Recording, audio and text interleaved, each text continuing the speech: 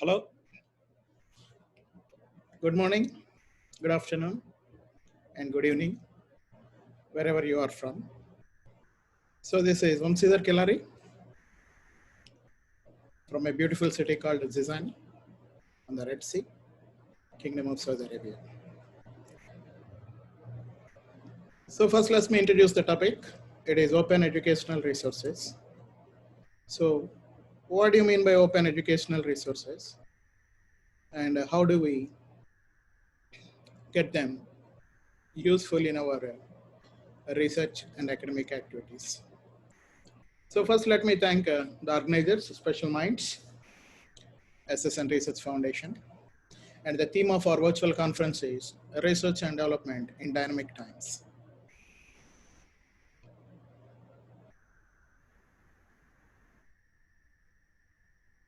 So this is my university. So this is the title. What do you mean by open educational resources? There are any type of educational materials that would be in the public domain, introduced with an open license. That means these materials could be freely copied, used, adapted, revised, shared, and you can do whatever you like to do with them. So what is open courseware? You are preparing your course materials. What do you mean by open courseware or OCW? It's a free and open digital publication of high quality that colleges and universities are using as the course materials. And these materials are organized as courses and the students would be offered, and they are free, they are openly licensed and accessible to anyone from anywhere through the internet. So you may be knowing about this massive open online courses, MOOC. It's a free web-based program that is designed to the participants in a large number geographically dispersed students. You can take the course from wherever you are. And they don't offer academic credits, but they can provide an education certificate. And with that, you can get the employability and you can go for your higher studies as well. So why open education matters? So I'm going to introduce you a video here. Just have a look at it. You can understand it better.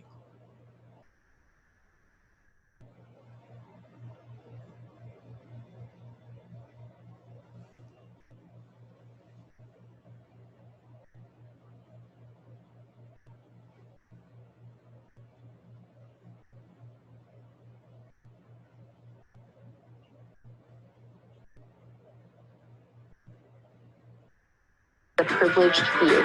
In the 15th century, some people opposed the printing press, and in the 19th century, some academics fought against universal primary education.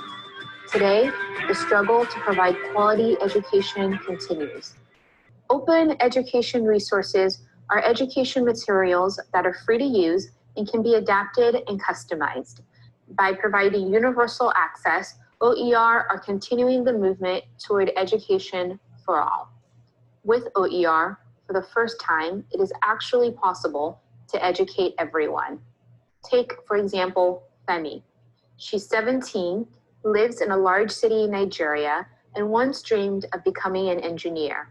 But there are few university spots available, and her family cannot afford the fees. With some extra money set aside from work, Femi spends time at a local internet cafe. She logs on to MIT's website and starts taking chemical engineering courses. Starting with a few hours of internet each week, Femi works her way through video lectures, notes, and other learning materials. An electrical engineering degree from MIT costs nearly $200,000. But with OpenCourseWare and a lot of self-motivation, Femi is determined to learn. When Femi has questions about the materials, she logs onto Kuriki and finds thousands of additional videos and notes contributed by experts.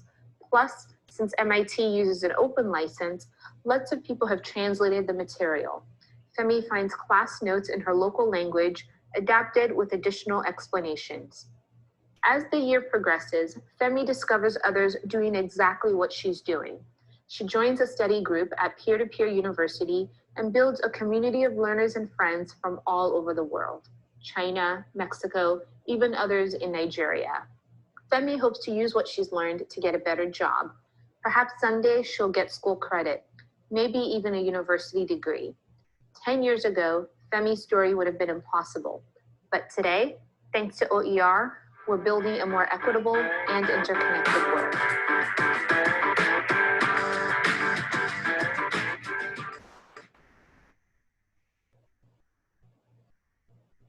So education is the most powerful weapon that would be bringing a big change in one's life. So what is MOOC?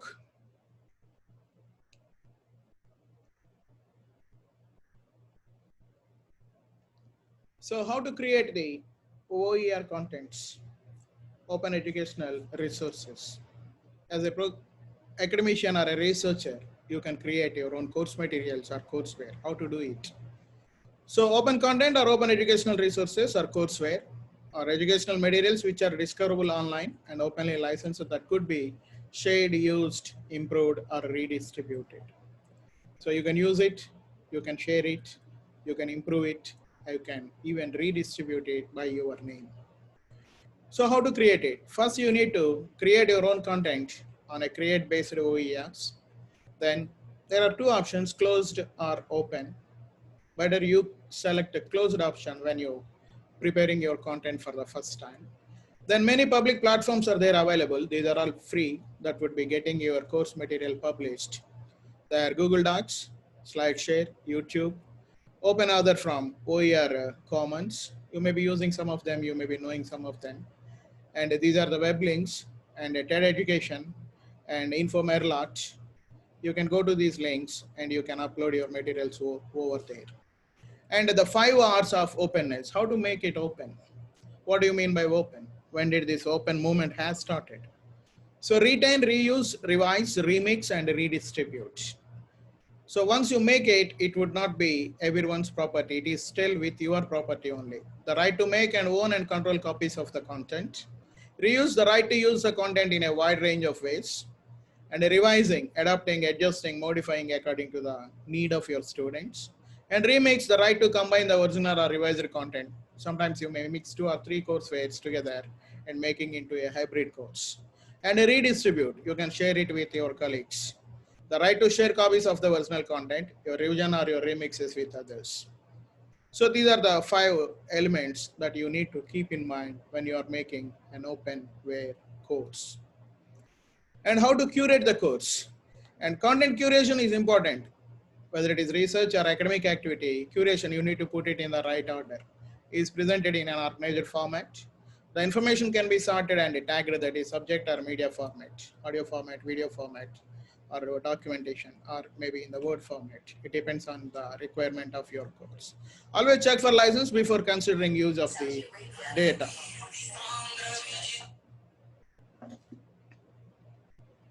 And then information to be included in the curated content. The most important thing is title. Then you need to give the citation of the source. Where did you get this information? Because it's not your own. You have taken it from some other source. And then you need to give a summary with an introduction to the resource with some annotation or reflection by subject matter expert that gives students some guidance for using the resource. And then a link to the resources. You need to give the link to the resources. And notes on learning activities that may be required. You can read this PDF form. And I'm going to share this preview with you all. And it would be shared to you by the organizers. So there you can find all the information related to how to curate your content. Then creating OER and combining the licenses. Once you get the open access, open educational resource, you need to get a license. And what type of license would be there? There are 6 types of licenses available, and which would be good for you depending on your SCT and your students and your local, your interest. You can choose any one of them. Just have a look at this and how to create the open educational resources. You can get an idea, and you can share this video or watch this video leisurely also later.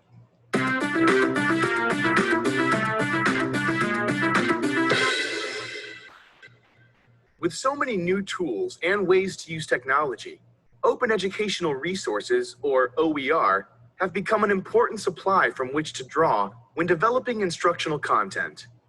OER are educational materials produced by one party that are licensed to be shared freely and at no cost by others. Let's examine the process of finding and using OER and how to handle the complications that can arise when combining materials with different licenses. There are many open licenses, but Creative Commons licenses are the ones we will be working with here. So how do you go about finding and using OER? Let's watch Michelle as she develops a chapter for an open textbook on metabolism.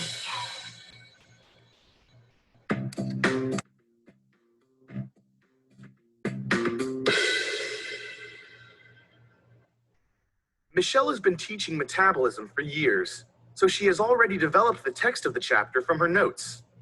But she needs some illustrations, specifically of the Krebs cycle and the electron transport chain. She'd also like to find some exercises to accompany the text. There are many places to find OER, such as Flickr CC, OER Commons, Connections, Internet Archive, or Open Michigan. Michelle goes to Flickr CC at flickr.com/Creative Commons. That brings her to a collection of all the Flickr images that have Creative Commons licenses. She quickly finds the images she's looking for.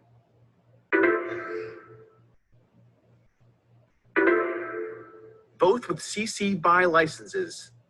For exercises, she logs into the Orange Grove, Florida's digital repository where a wide range of OER are available. Here she searches for electron transport chain and turns up some exercise test questions also licensed CC BY.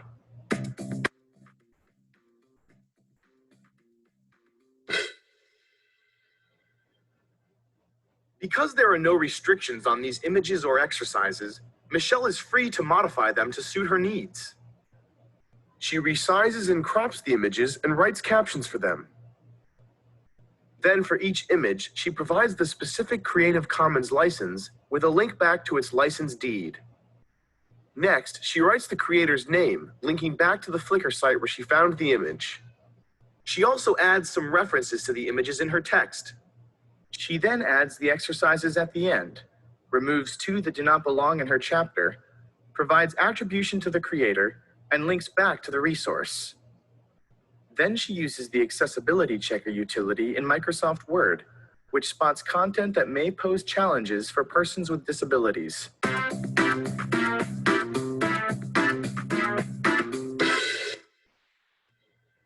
When Michelle saves her book, she notices the metadata text fields at the bottom of the Save As window. Her name is already listed as author. She could add more names if she had co-authors. She enters the title and subject, then several tags that describe the content of her work. When Michelle clicks Save, the metadata is embedded in the document.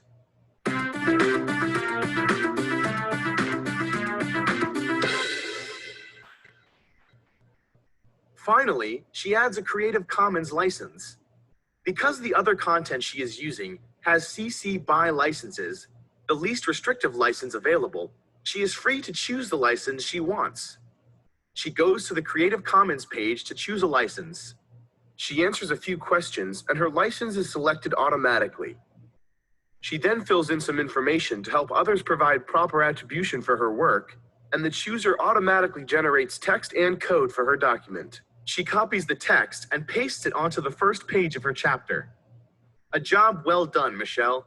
Thanks.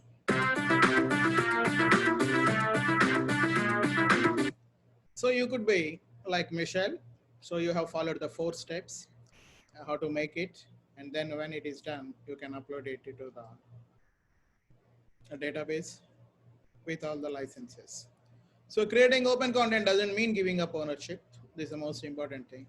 So still the content belongs to you only. And open content licenses protect your work and let you share it. And Creative Commons provides user-friendly open licenses. So here you're getting license, but you need not to prepare or pay anything. Creative Commons license are explained in this short video. This is the last video. Just have a look at it. You can understand what type of the licenses are available. What is a Creative Commons license? How do they work? And what is the rationale behind them? As we know, under the standard copyright license, an owner of intellectual property carries exclusive rights to their work. These exclusive rights can be given to another party through an agreement. But what if a copyright holder wishes to share their work? Do they have to come to an agreement with everyone wanting to use it? A Creative Commons license allows a copyright owner to give default rights to copy, distribute, display, and perform their works. This is not to say that a CC license is a forfeit of copyright, but rather conditioned permission to use the copyrighted work. There are 4 different conditions involved with the CC license, which set out what users of the work can and can't do with it. Attribution is a core condition attached to all licenses. This is a requirement that regardless of what an individual does with the content, the original creator and any other nominated parties must be credited along with a link to their original source provided. If a copyright owner wishes to reserve their commercial rights, they can limit the use of their works to non-commercial purposes only, allowing them to maintain the ability to profit from their work by entering a commercial agreement. By conditioning the CC license with no derivative works, a copyright owner can prevent their work from being adapted or changed in any way. Alternatively, if a copyright owner is happy for people to remix, adapt, or expand their work, they can condition that these adaptations must be redistributed under the same licensing terms. The purpose of the share alike condition is to ensure that no matter what form the work takes on, it will always be free, open, and licensed for reuse. There are 6 available licenses which can be assigned depending on what combination of restrictions the licensee wishes to place on their work. Here I've broken the restrictions up into 3 levels. The licensee can choose to either just have the first level, the first and second level, the first and third level, or the first, second, and third. For example, I create a song and am automatically entitled to the exclusive copyrights, but I wish to get more exposure as an artist by allowing others to freely use and distribute my work. I have obtained a non-commercial, non-derivative license. This allows me to reserve the commercial rights so that in the event a body, such as a record label, wants to use my work, I will be able to negotiate a private agreement with them. I have also prevented anyone remixing my work, as I feel this could devalue it. But what does the creator have to gain from making their work freely available? Sharing creativity with others allows an expression of an idea to spread to more and more people, inspiring collaboration, further development, and refinement of ideas. Sharing work with a CC license can lead to a better version or an expanded idea, as well as wider exposure, while preserving the creator's ability to be recognized and profit. If a creator wants to prevent changes, they can always assign a non-derivative condition. CC licensing has seen a massive expansion over the last decade. As more creators share their work, there is more access to unrestricted information for innovators and creators to draw from. So now you can distinguish the difference between a copyright license and a Creative Commons license, right? Then we need to explore the various advantages and disadvantages of these licenses.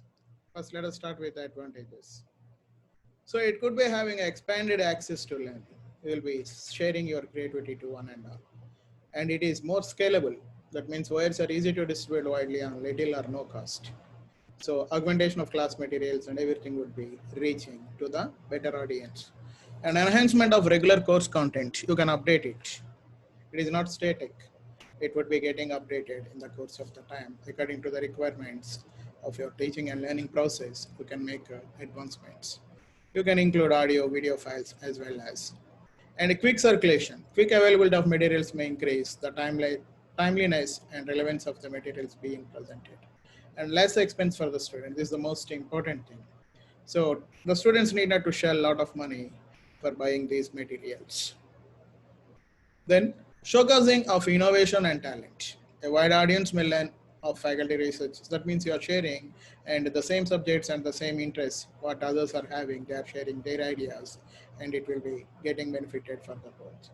Ties for the alumni. So if you have the old students, they will be getting in touch with the institutes and they stay connected with the institution and continue with the program of lifelong learning. So once you step out of the university, that doesn't mean that you stop learning. So you are still in touch with your teachers and you will be learning as well.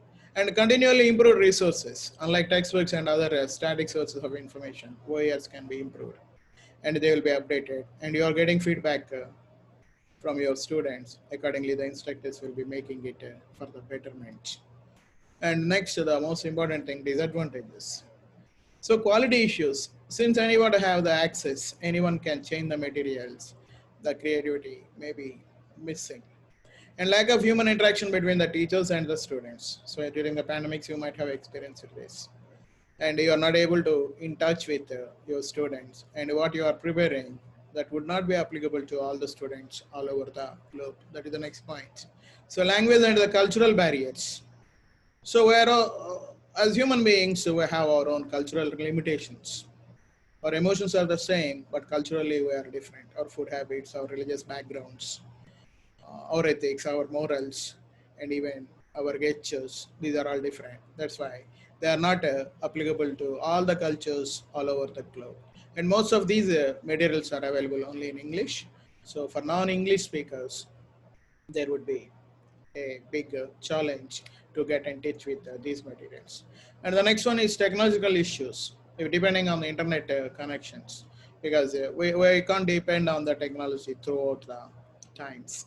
So it may get disconnected at any time. So where you have poor internet connections, the students can't be able to access to them. And another thing, people are working with different platforms. So Androids, Mac OS, or you may be having tablets, and you're using various platforms. So these materials may not be accessible to all the platforms. Whatever platform is there, that may not be useful for you. So sustainability issues. So it can't be sustained forever. The creators generally don't receive any types of payments. You don't get any bonus, you don't get any thing that will be making you motivated to make your materials. There may be little incentive for them to update their OERs, so they may not be getting that much connected with updating of these things. So these are the disadvantages. So you can judge between the advantages and disadvantages.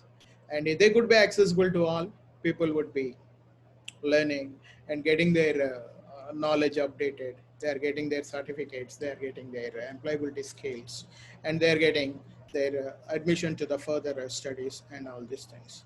So these are the references. That's what I have collected all these materials from. So the next thing is questions, any discussions, you are free to ask me. So I'm sorry I'm in a hurry because Dr. Balaji has given us a very less time, 16 or 17 minutes only. That's why I need to sum up everything within this prezi. And the link of this prezi will be shared to you, and you please watch the videos again and again. You can understand what is Creative Commons, what do you mean by open educational resources, what is MOOC, and what is educational courseware, and all these things. And then if you want to reach me, these are my details. This is my mail ID. And these are the social networking sites where I am available, WhatsApp and Telegram, that's my phone number. So you can contact me anytime. So that's all. So it's open to you. Thank you. Once again, I thank Dr. Balaji to making this virtual presentation. Thank you.